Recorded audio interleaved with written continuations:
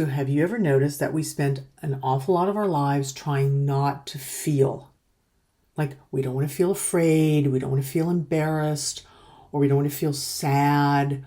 We certainly don't want to feel angry. And if one of those emotions shows up, our first instinct is often to just make it go away. We distract ourselves. Some people numb themselves. We come up with explanations. We overeat or overwork. We go in and start scrolling, right? Do anything we can, stay busy, talk ourselves out of it, judge ourselves for having the emotion in the first place. Like we have this whole litany of activities that we do to just not feel. But have you ever wondered, what if the emotion actually isn't the problem? What if our relationship with the emotion is actually the challenge? Because I don't know many people who were ever taught what to do with their emotions. I know I wasn't. That's why it's taken me so long to get to this point and why I share what I do, because it's been a long journey. Most of us were simply taught that there were certain emotions that were acceptable and there were certain ones that weren't. So for the last few videos, we've been talking about our relationship with anger. And today I want to widen that conversation because I don't think that it's only about anger.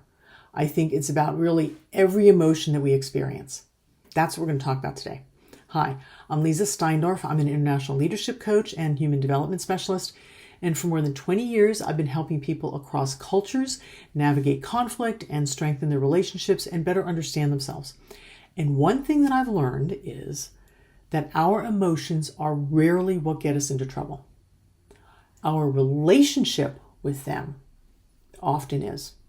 So if you think about a child, for example, right? Babies don't arrive in this world judging their emotions or fighting with them, right?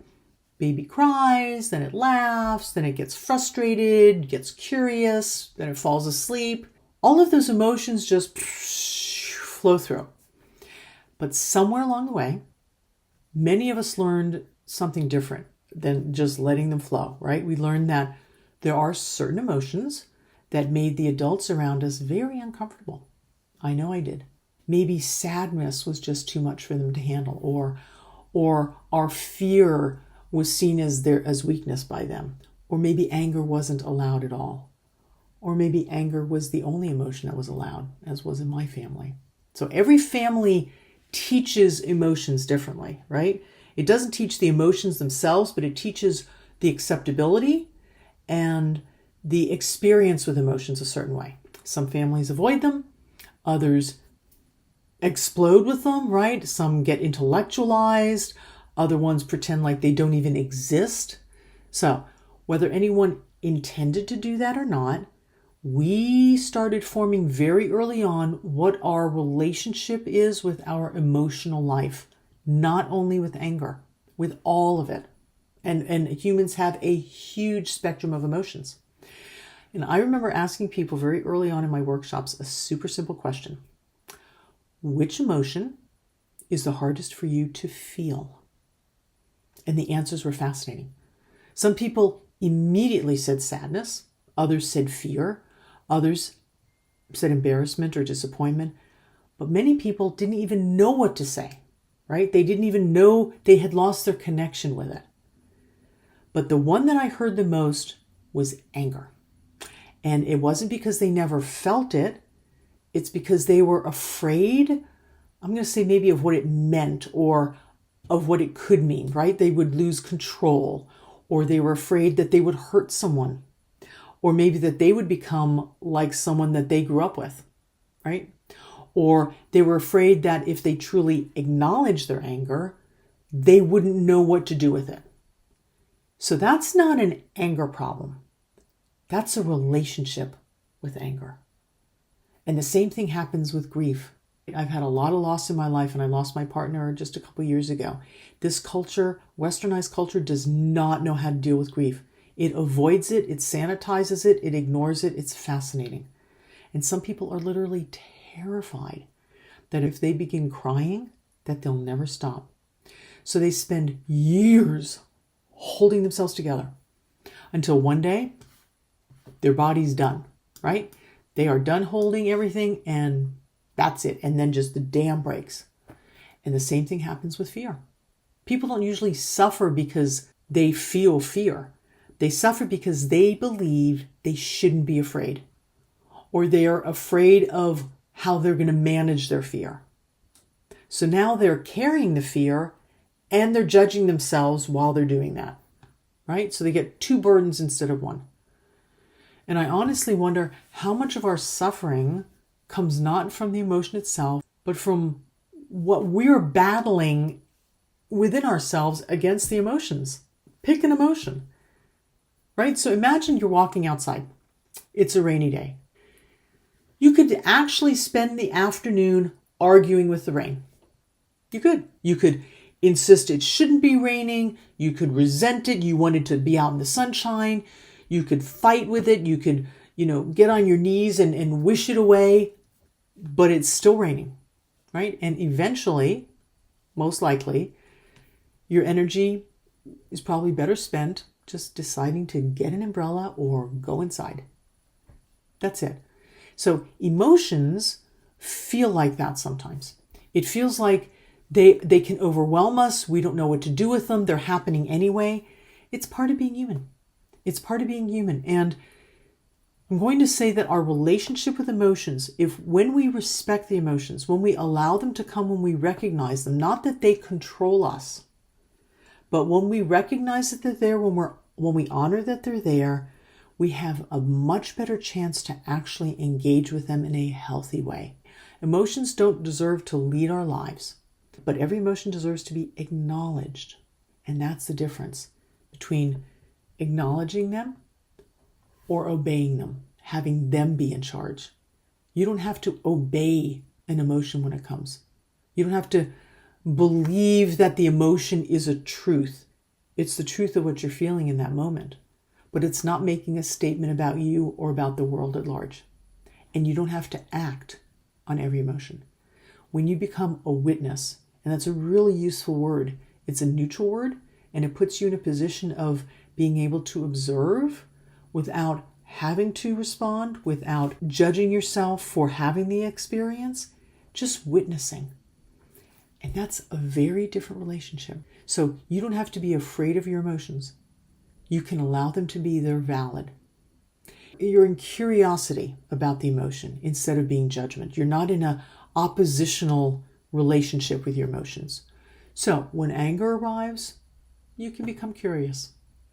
When sadness arises, you can become curious. When fear arises, you can become curious. And it's not because the emotion is the wisest of all things, but it's part of you. It's there for a reason. And so when you go to curiosity, you can realize things, you can learn things, you can find more solid footing within yourself when you understand why these emotions are rising and what they're sharing with you. Because when something comes, it deserves our attention. And that's very different than letting the emotion be in the driver's seat, right? And just feeling overwhelmed by it and it's there and oh my gosh, what am I going to do? So if this series has been about anything, it's about that distinction, that anger isn't the enemy. None of your emotions are the enemy.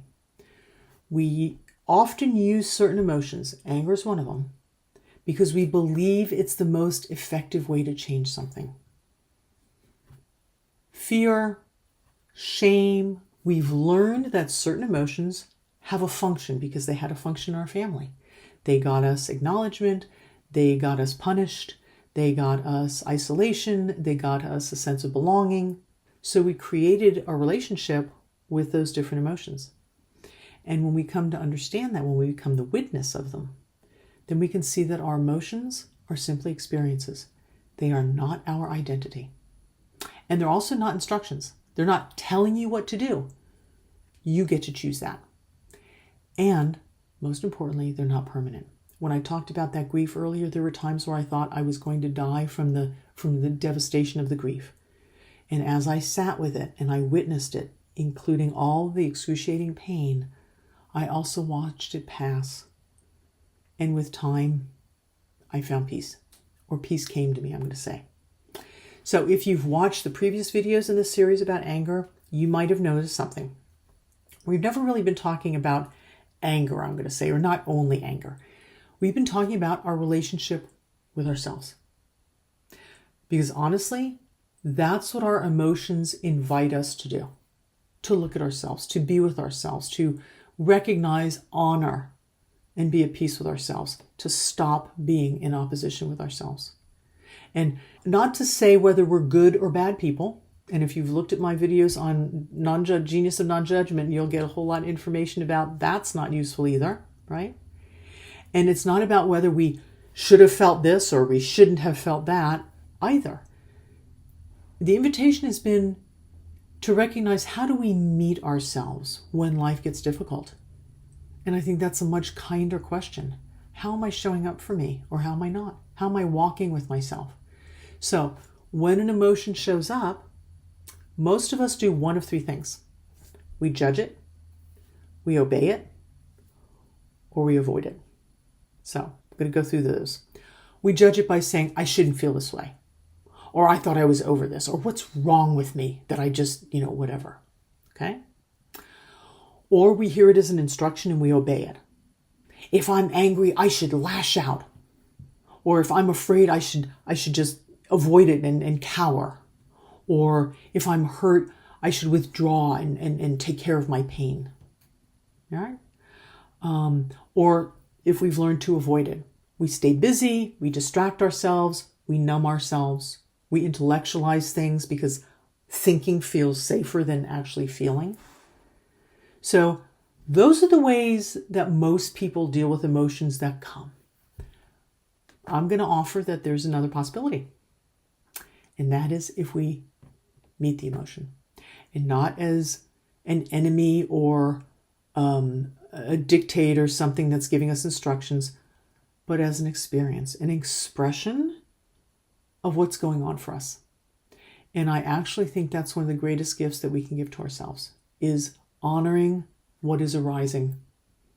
Because once we're no longer fighting our emotions, there's so much more energy to just understand, to be present to ourselves, right? So if we come back to anger for a minute, imagine that someone says something that you feel is hurtful. And immediately you feel that familiar rush. Woof, and your body tightens and your heart starts beating faster, and your mind starts coming up with all this narrative, and they're doing this and I know that, and it's all familiar, right? You know the feeling. Most of us have lived it in one form or another. Each one of us has our own flavor. Now imagine two different responses. In the first one, you immediately react. You defend yourself, or you attack the other person, or you withdraw, you replay the conversation again and again for the next 3 days, whatever. That emotion is now in charge. And that may be a familiar scenario for you. In the second that you notice that, you don't pretend that it isn't there, right? You don't shame yourself for having the emotion. You simply notice. That must be important because something just happened.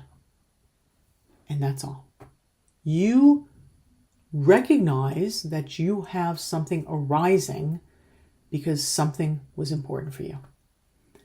And can you hear the difference in what space comes up in that?